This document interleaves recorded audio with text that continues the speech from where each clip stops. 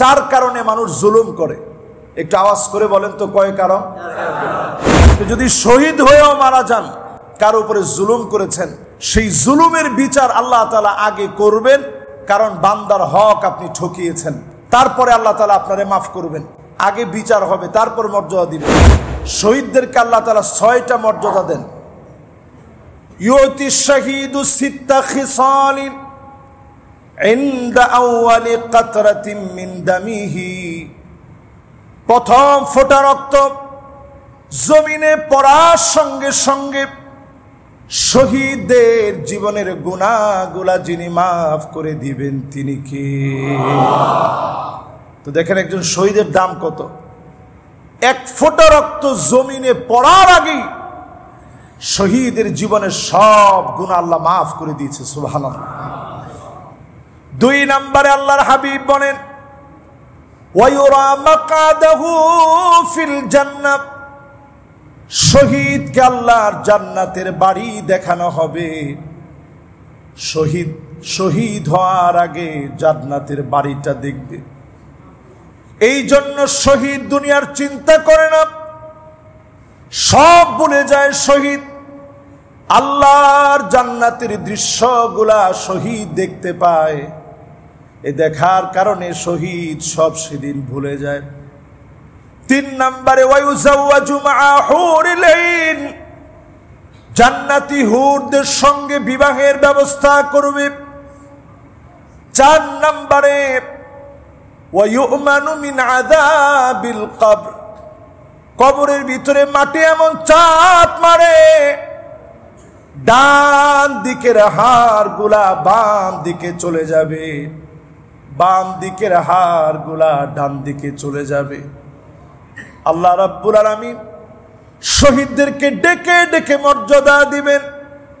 রব্বে কারীম শহীদদের মর্যাদা এত বাড়ায় দিবেন, ডেকে ডেকে যিনি কবরের আযাব মাফ করে দিবেন তিনি কে? 5 নম্বরে শহীদকে আল্লাহ রাব্বুল আলামিন ওয়ায়ুমানু মিন ফাজাইল আকবার। পরঙ্কারী কিয়ামতের যে ধাক্কা লেগে যাবে, চন্দ্র সূর্যগুলা দ্বিখণ্ডিত হয়ে যাবে, এমন মহা বিপদ থেকে শহীদদেরকে যিনি হেফাজত করবেন তিনি কে? 6 নম্বরে শহীদের পুরস্কার হচ্ছে ওয়ায়ুহাল্লা হুল্লাতাল ঈমান। শহীদ সেদিন ঈমানের পোশাক নিয়ে দাঁড়াবে, রক্ত মাখা পোশাকগুলো নিয়ে দাঁড়ায় যাবে। আল্লাহর সামনে দাঁড়ায় বলবে, আল্লাহ কোন অপরাধে শহীদ করে দেওয়া হলো, কেন আমাকে শহীদ করে দেওয়া হলো? সেদিন শহীদ পাই টু পাই হিসাব চাবে। যিনি সেদিন বিচারক হিসাবে বিচার করবেন তিনি কে? এই 6টা হচ্ছে শহীদদের পুরস্কার। একটু চিন্তা করেন, দুনিয়ার জীবনে আমরা কয়দিন বাঁচব গ্যারান্টি কারো কাছে কি আছে?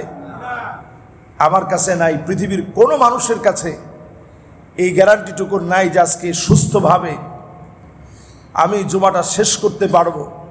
এই বিশ্বাসটুকু আমাদের হায়াতের মধ্যে নাই। এরপরেও দুনিয়ার জীবনে আমাদের হয় না। আরো লাগবে এই প্রবণতার কারণে দুনিয়ার জীবনের সব ভুলে মানুষ জালেম হয়ে যায়, আস্ত একটা জালেমে রূপান্তরিত হয়। 4 কারণে মানুষ জুলুম করে। একটু আওয়াজ করে বলেন তো কয় কারণ? সবাই একটু মহব্বত নিয়ে বলেন তো কয় কারণ? 4 কারণে মানুষ জুলুম করে। এখন আপনি একটা একটা করে মিলায় দেখেন, আমাদের সমাজ পারিপার্শ্বিকতা সকল দিকেই 4 কারণ মিলে কিনা। ওয়ামান ইয়াতামাদ আলা মালিহি কল্লা। কেউ যখন মনে করে অনেক টাকা আমার, টাকা দিয়ে সব ম্যানেজ হয়ে যাবে, এই কারণে জালেমরা জুলুম করে। এই জালেমদেরকে যিনি ধ্বংস করে দেন তিনি কে? এবার একটু আপনাদেরকে যদি প্রশ্ন করি, টাকা হইলেই মানুষ মনে করে টাকা আমার হয়েছে, আরো টাকা লাগবে, আমি যা ইচ্ছা তাই করব। এরকম চিন্তা ভাবনা থেকেই অনেক সময় দেখা যায় বড় বড় গ্রুপ অফ কোম্পানি হওয়ার পরেও মসজিদের জায়গা দখল করতে তারা পিছপা হয় না। আপনারা কি আমার সাথে একমত? আচ্ছা, টাকার কি অভাব ওনাদের আছে? ওনাদের আর কত টাকা হইলে ওনারা শান্ত হবে একটু আমি জিজ্ঞাসা করি। একজনকে দেখেই তো শিক্ষা নেওয়া দরকার। হাজার হাজার কোটি টাকার মালিক, উনি নৌকার ভিতরে ধরা পড়লেন লুঙ্গি সহ। দেখছেন না আপনারা? কত বেশ ধরার পরেও দরবেশ সাহেব তিনি কিন্তু কোনোভাবেই ছুটতে পারে নাই। তো এত টাকার পরেও যদি টাকা আপনারে বাঁচাতে না পারে, আপনি কোরআনের এই আয়াতকে আপনি স্মরণ করেন, ওয়ালা তারকানু, সহযোগী হতে যেও না জালেমদের।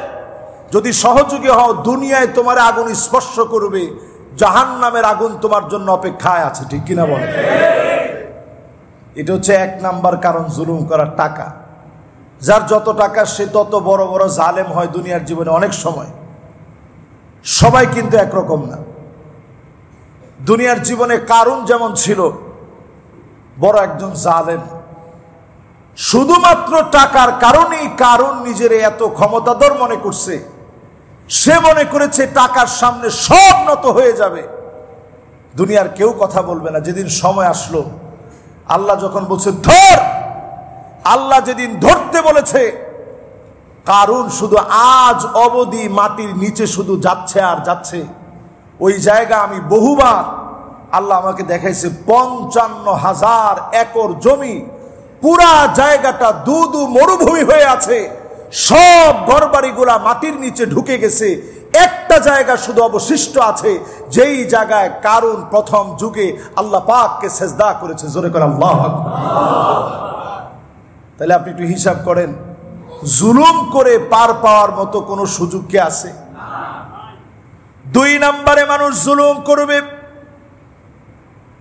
ওয়ামান ইয়াতামাদ আলান নাসি মাল্লা, কেউ যদি মনে করে চতুর্দিকে লোকজনের কোনো অভাব নাই, যা ইচ্ছা তাই করে ফেলবো, লোকজন আমার আছে, ক্ষমতা আমার আছে, লোকবল আমার আছে, এই মনে করে যদি আপনি প্রেসার ক্রিয়েট করেন, মানুষের উপরে জুলুম করেন, আল্লাহ পাক নমরুদের মতো যিনি নাস্তানাবুদ করে দিবেন তিনি কে?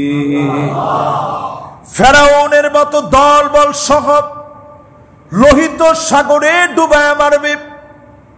দল বল সহ ফেরাউনকে আল্লাহ ডুবায় মারলেন। দুর্বল নবী মুসা আলাইহিস সালাতু ওয়াস সালামের সঙ্গীদেরকে মুক্ত করে ফেরাউনকে যিনি শেষ করে দিলেন তিনি কে? তাহলে এবার একটু হিসাব মিলায় বলেন তো, কয় কারণে মানুষ জুলুম করে? এক নাম্বার টাকার কারণে, দুই নাম্বার লোকজনের কারণে। কিছু লোকজন থাকলেই আপনি জুলম করলেন আরেকজনের উপরে, পাই টু পাই আপনাকে আল্লাহ বুঝাইয়া দিবে।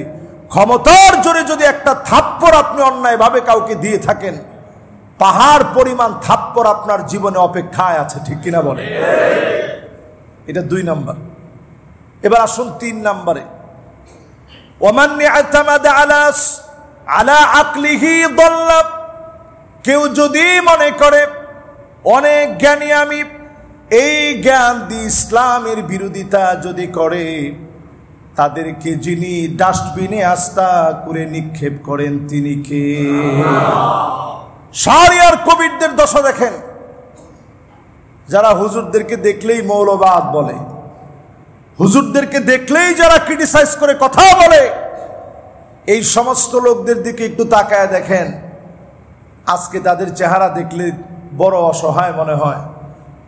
দেখলে মনে হয় মানুষ এই চিতে অসহায় আর কি হইতে পারে।